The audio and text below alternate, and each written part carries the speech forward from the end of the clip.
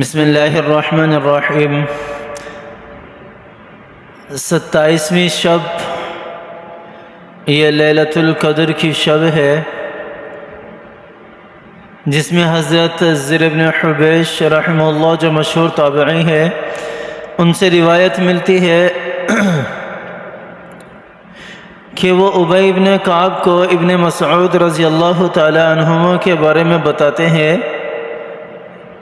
کہ آپ کے بھائی ابن مسعود رضی اللہ تعالی عنہما فرماتے ہیں کہ پورے سال میں انسان کو کھڑے ہو کر اللہ کی عبادت کرنی چاہیے۔ شب قدر جو ہے وہ پورے سال میں کسی بھی رات ہو سکتی ہے، جو ہر رات اللہ کے حضور کھڑا ہو کر عبادت کرے گا تو شب قدر اس کو مل جائے گی۔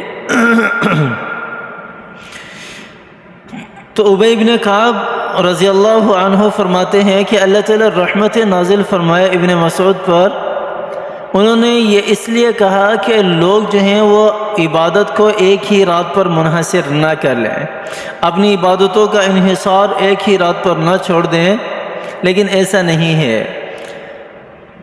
ابی بن کعب فرماتے ہیں کہ اللہ تعالیٰ نے آپ صلی اللہ علیہ وسلم کے حدیث میں ہے کہ اللہ تعالیٰ نے لیلۃ القدر کو رمضان میں رکھا ہے، اور رمضان کے بھی آخری عشرے میں رکھا ہے، اور آخری عشرے کی بھی طاق راتوں میں اللہ تعالیٰ نے لیلۃ القدر کو رکھا ہے۔ پھر وہ نام لے کر بتاتے ہیں کہ ان طاق راتوں میں سے یا تو وہ 21 رمضان المبارک ہے، یا 23 رمضان المبارک ہے، یا 25 رمضان المبارک ہے، یا 27 رمضان المبارک ہے۔ جب 27 کا نام لیتے ہیں تو پھر ابی بن کعب وہ قسم اٹھا کر کہتے ہیں کہ خدا کی قسم یہ 27ویں شب جو ہے یہ لیلۃ القدر ہے۔ ایک دفعہ نہیں بلکہ 2 دفعہ وہ قسم اٹھا کر کہتے ہیں کہ خدا کی قسم 27ویں شب جو ہے یہ لیلۃ القدر کی شب ہے۔ اور پھر آگے اس کی وضاحت بھی کرتے ہیں، فرماتے ہیں کہ میں اس لیے یہ کہتا ہوں کہ لیلۃ القدر ہے کہ اس رات جو سورج نکلتا ہے اس کی شعاعیں نہیں ہوتی، یہ علامت ہے لیلۃ القدر کی، لیلۃ القدر بہت ہی عظمت والی رات ہے، بہت ہی فضیلت والی رات ہے۔ 1000 مہینوں کی عبادت سے افضل اللہ تعالیٰ نے لیلۃ القدر کی ایک رات کی عبادت رکھی ہے۔ آپ صلی اللہ علیہ وسلم کی دوسری حدیث ہے حضرت انس رضی اللہ تعالی عنہ کی کہ جو رات شب قدر ہوتی ہے تو جبرائیل امین علیہ السلام اب فرشتوں کے جھرمٹ کے ساتھ زمین پر اترتے ہیں، اور جو بھی اللہ کا بندہ اللہ کی عبادت میں مشغول ہوتا ہے، چاہے وہ کھڑا ہو، چاہے وہ بیٹھا ہوا ہو، چاہے وہ لیٹ کر ہو، وہ فرشتے جو ہیں وہ اس کے لیے اور جبرائیل امین اس بندے کے لیے رحمت کی دعا کرتے رہتے ہیں، اور یہاں تک کہ وہ صبح ہو جائے، یعنی کہ صبح تک حضرت جبرائیل امین علیہ السلام اور جس جھرمٹ کے ساتھ وہ اترتے ہیں وہ سارے کے سارے رحمت کی دعائیں اس بندے کے لیے کرتے رہتے ہیں۔ اللہ تعالیٰ نے قرآن پاک کے اندر بھی تو ارشاد فرمایا نا کہ تنزل الملائکۃ والروح فیہا بإذن ربہم من کل امر سلام ہی حتی مطلع الفجر، کہ جبرائیل امین اور فرشتے آسمان سے اترتے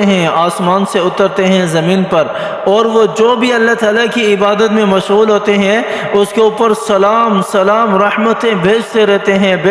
ہیں، ان کی رحمتوں کے لیے دعائیں کرتے رہتے ہیں یہاں تک کہ صبح ہو جائے۔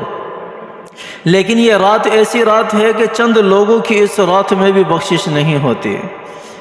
بدکار انسان کی اس رات میں بخشش نہیں ہوتی، اگر وہ توبہ نہیں کرتا، اگر وہ اپنے گناہ سے توبہ نہیں کرتا۔ شراب پینے والے شخص کی بھی اس رات بخشش نہیں ہوتی، اگر وہ توبہ نہیں کرتا۔ توبہ شرط ہے، اگر آ کر توبہ کر لی تو اللہ تعالیٰ معاف کر دیتے ہیں، اللہ رب العزت کی ذات معاف فرما دیتی ہے۔ اور اسی طرح والدین کا نافرمان شخص اس کی بھی اس رات میں مغفرت نہیں ہوتی، اللہ تعالیٰ اس بندے کی بھی مغفرت نہیں فرماتے۔ اور چوتھا شخص وہ ہے جو اللہ تعالیٰ کے ساتھ شرک کرنے والا ہے، شریک ٹھہرانے والا ہے۔ شرک کرنے والے کی بھی اس رات مغفرت نہیں ہوتی، بخشش نہیں ہوتی۔ اپنے گناہوں سے توبہ کریں، اللہ تعالیٰ کی بارگاہ میں ہاتھ اٹھائیں۔ یہ برکت والی رات ہے، عظمت والی رات ہے، فضیلت والی رات ہے۔ اس رات میں ہاتھ